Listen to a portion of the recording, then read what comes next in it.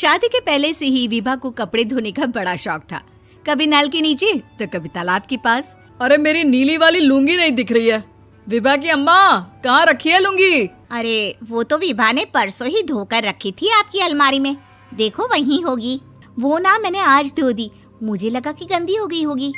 अरे कैसे गंदी हो गई थी? उसे तो मैंने पहना भी नहीं। हे भगवान, इस लड़की के कपड़े धोने की आदत से परेशान हो गया हूँ मैं। जितना तो घर में राशन नहीं आता, उससे कहीं ज्यादा डिटर्जेंट पाउडर का खर्चा है। इसकी शादी करवा दो, शादी। जाए अपने घर में ही करे काम, फिर चाहे घर के कपड़े धोने हो या पूरे गांव के। हाँ ठीक बोल रही हो, देखता हूँ मैं कोई लड़का। वो दिन भी आ जाता है जब विभा को देखने लड़के वाले आ जाते हैं। लड़की मुझे अच्छी लगी। होने वाली सास कहती है, बेटी अगर कुछ पूछना है तो पूछ लो। वैसे तो हमारी लड़की बहुत ही शर्मीली है, जो बोल दो वो मान लेती है, इसे क्या पूछना होगा। अरे कैसी बात कर रही हो माँ, मुझे इन लोगों के घर रहना है, सवाल तो कई है। हाँ हाँ बेटा, पूछ लो ना, क्या पूछना है। आप लोगों के घर कपड़े कौन धोता है? सास का मुंह बन जाता है।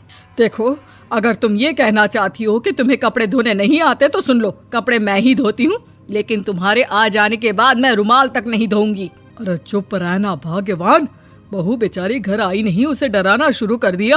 वो क्या है ना बिटिया, अभी तक तो ये कल्लू की माँ ही धोती थी, लेकिन अब तुम्हारे पापा तो दहेज में वॉशिंग मशीन देंगे ही।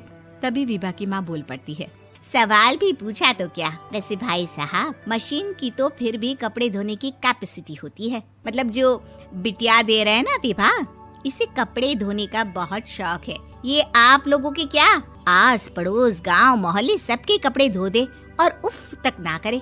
बाहर देखा नहीं आपने कितने कपड़े सूख रहे हैं?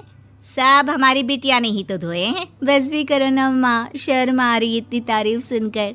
और तो और एक दाग निकाल कर दिखाओ तो मान जाऊं। हाँ अच्छा, माफ करना बेटा, मैंने गलत समझा। हमें तो रिश्ता बहुत पसंद है। और ऐसे जुड़ जाता है रिश्ता कपड़े धोने का शौक रखने वाली विभा का। उसकी शादी हो जाती है कोयला फैक्ट्री में काम करने वाले कल्लू के साथ। शादी के बाद अचानक विभा चिल्लाती हुई सास के पास आती है। सासू माँ, अरे सासू माँ कहाँ है आप? ये तो धोखा है, धोखा दिया आप लोगों ने मुझे। इसे ससुर के चक्कर के बारे में पता चल गया। अरे तो उसमें तुझे क्यों धोखा मिला है? अरे नल में पानी नहीं आता, कपड़े कैसे कब धुलेंगे? अच्छा, तू पानी नहीं आ रहा उसकी बात कर रही है। तो आपने क्या सोचा? कुछ नहीं। अच्छा, तेरी माँ ने कहा था कि कपड़े धोने का शौक है तुझे, याद आया मुझे। शौक बोलकर कपड़े धोने वाले मेरे जुनून को कम ना आके सासू माँ, कपड़ा धोना मेरा गुरूर है। तभी पति भी वहाँ आ जाता है। अभी मैंने इसे सनी देओल की फिल्म दिखाई है, उसी के डायलॉग मार रही है माँ। अच्छा सुन, साफ बता रही हूँ, पानी सुबह 4 से 6 और शाम को 10 से 12 आता है, समझी? विभा टाइमिंग सुनकर हैरान हो जाती है। ये क्या भूतों का मोहल्ला है? सुबह 4 बजे उठकर कौन कपड़े धोता है? 4 बजे टंकी में पानी जाता है, फिर सारा दिन धोना ना, किसने मना किया? अरे कैसी बात कर रही हैं? 200 लीटर की टंकी में कितने कपड़े धो लूंगी मैं? सुबह ही उठ जाऊंगी मैं। अब क्या था, विभा सुबह 4 से लेकर रात के 12 बजे तक कपड़े ही धोती रहती। एक रोज सास पड़ोस से निकलकर कहीं जा रही होती है कि साथ वाली कहती है, हाँ कल्लू की माँ, जरा ये बताओ कि 2 साड़ी है, 2 ब्लाउज और एक पेटीकोट और एक नाड़े वाला लंबा कच्छा। हाँ तो? अरे तो क्या, कितना लोगी धुलाई ये बताओ। धोबन दिख रहे हैं हम क्या? हमारे पति सरकारी नौकरी से अभी रिटायर हुए हैं और बेटा सुपरवाइजर है कोयला फैक्ट्री में। धोबन समझ रखा है हमें।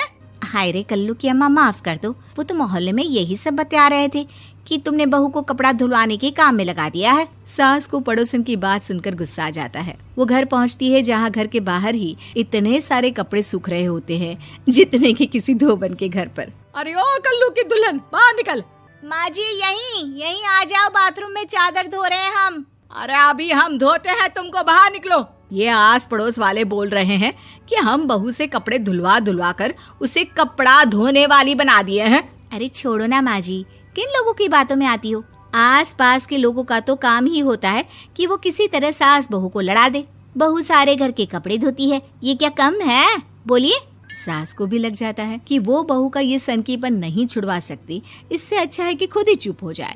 एक रोज सास और बहू मंदिर जाते हैं, जहाँ सास की साड़ी वहाँ खड़ी भीख मांगने वाली से मिलती है। माँ जी क्या बात है, आपकी साड़ी उस भिखारन से कितनी मिल रही है ना? हाँ हाँ देखो तो, दोनों की साड़ी मिल रही है। क्या बात है कल्लू की अम्मा, तुम खुद को तो अफसर की बीवी बताती हो और ऐसी सिंपल सी प्लेन साड़ी पहनकर घूमती हो। सिंपल और प्लेन नहीं है ये साड़ी। तो क्या सोने के धागे से फूल बने हैं? कुछ भी सासू माँ, कुछ भी। हाँ बने थे इस साड़ी में सोने के धागे से फूल। मेरे पति लेकर आए थे मद्रास से स्पेशली मेरे लिए 10,000 की। ताहे भाई साहब इस भिखारन के लिए भी सेम टू सेम साड़ी लेकर आए होंगे 10,000 की। सास उस वक्त तो कुछ नहीं कहती, लेकिन बहू के साथ घर आती है और अलमारी से एल्बम निकाल कर लाती है। ये साड़ी देख रही है, ये वही साड़ी है जिसे मैंने अभी पहना था। इस साड़ी में ये जो चमकदार फूल दिख रहे हैं ना, ये सोने के धागों से काढ़े गए हैं।